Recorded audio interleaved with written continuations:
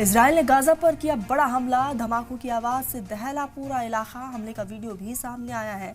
आपको बता दें कि इजराइल की तरफ से ये अटैक गाजा पर किया गया है और गाजा के रिहायशी इलाकों को निशाना बनाया गया। तस्वीर आप देख रहे हैं, धमाके की आवाज दूर तक सुनाई दी है, धुएं का गुब्बार दूर तक देखने को मिला।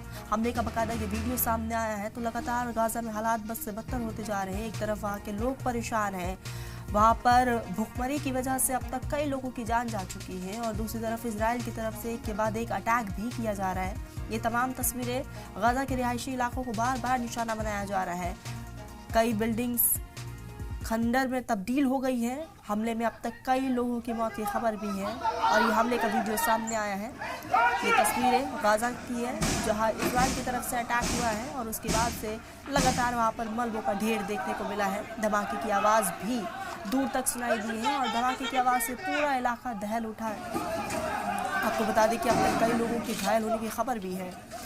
और ये तस्वीर आप देख रहे हैं गाजा की तस्वीर। एक तरफ गाजा लगातार अपने अब सूरत हाल की वजह से परेशान है। गाजा में इस वक्त खाने पीने को लेकर किल्लत है।